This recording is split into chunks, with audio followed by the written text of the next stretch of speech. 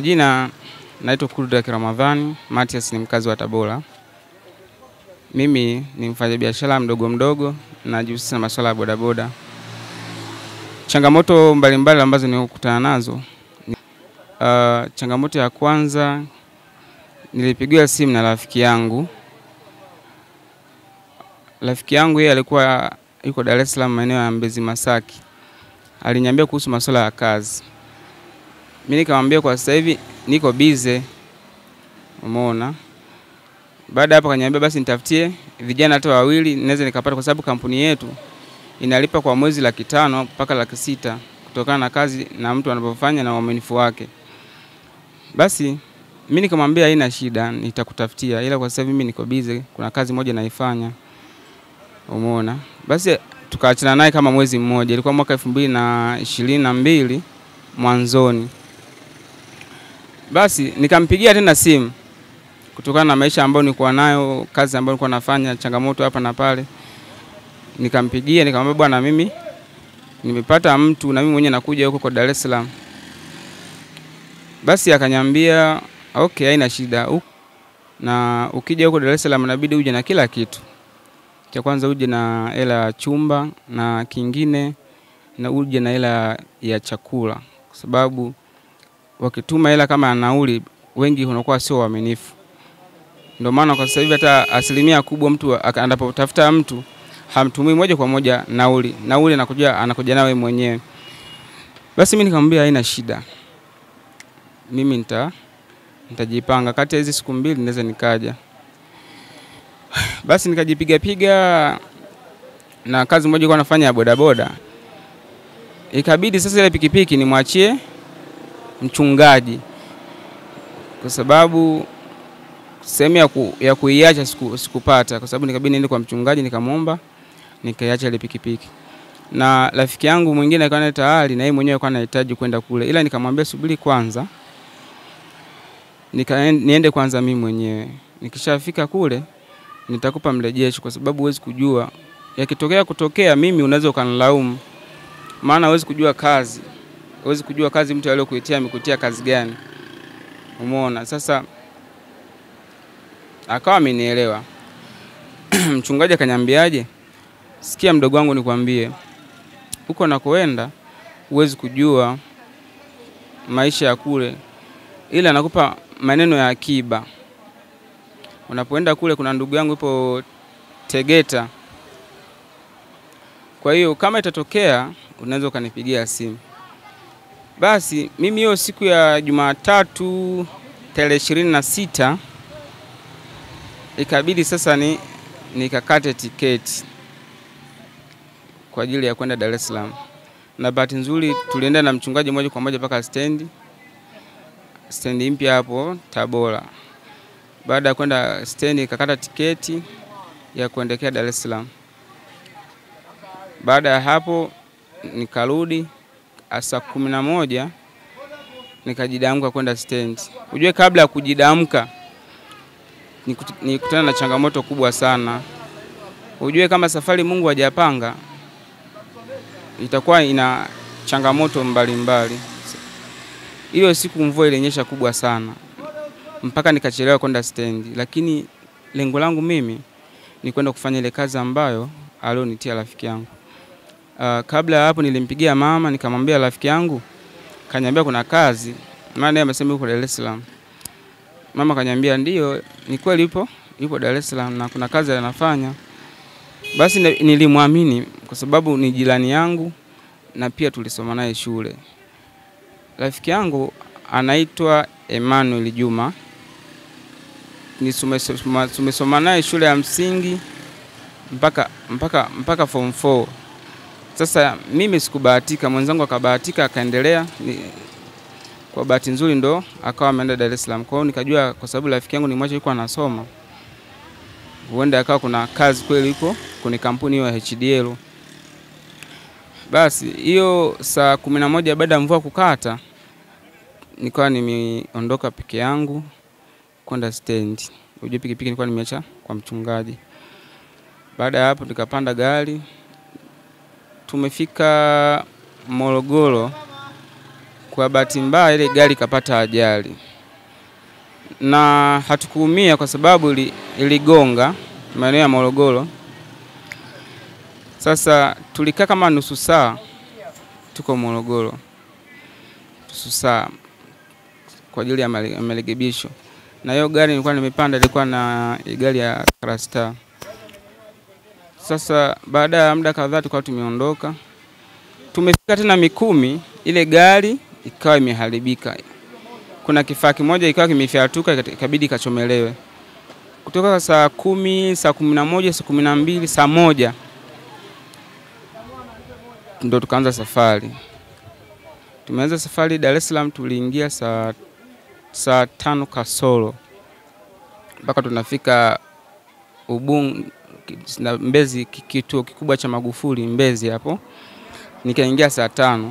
Sasa nimeingia ile saa 5, nishuke, nikampigia rafiki yangu nikamwambia mimi nimeshafika stendi. Kwa hiyo naomba uje unichukue.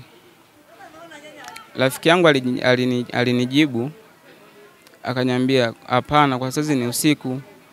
Kwa hiyo fanya kitu kimoja, nenda pale gorofa namba 1 ukalale, ili saa 11 nitakufuata.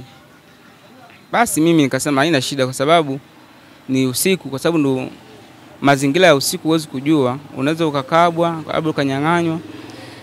Basi mimi nikabidi niende moja kwa moja mpaka gorofa namba 1. Nimefika gorofa namba 1, kabla sijakaa kuna mtu nilimuona ameketi kwa pembeni. Sasa nafsi yangu ilikuwa na wasiwasi naye sana yule mtu.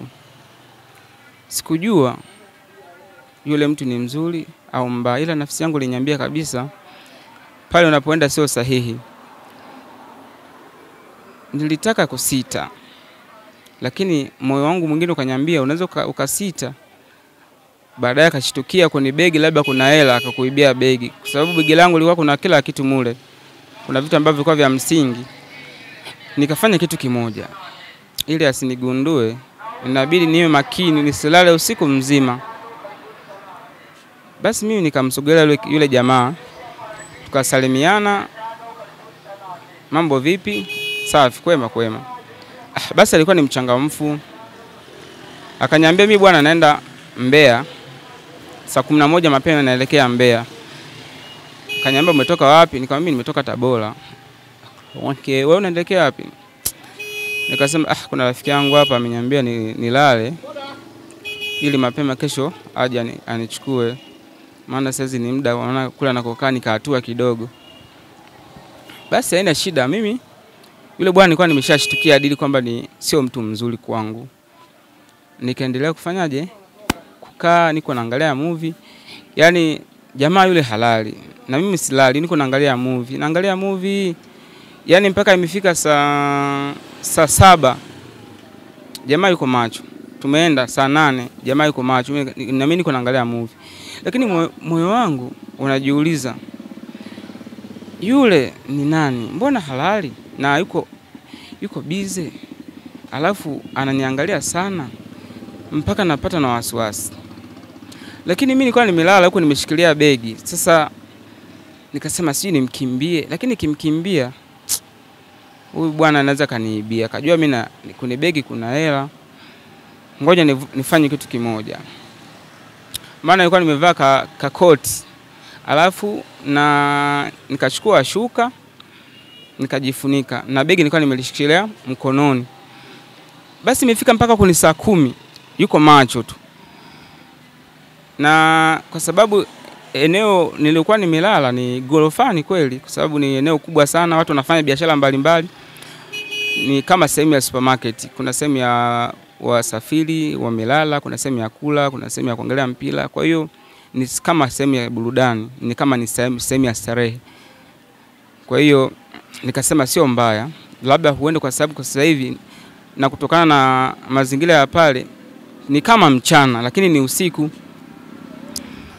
Basi mimi nimekaa nikapiga hesabu, ikifika saa 11 kamili niondoke niende nikachukua usafiri. Basi mimi nimelala mpaka saa 10 kamili, saa 10 na dakika 40 nikaangalia huu muda huu. Ngoja nijiegeshe kama dakika kadhaa hivi. Alafu nikiamka niende kwa rafiki yangu. Yaani kitendo cha kulala kama dakika 2.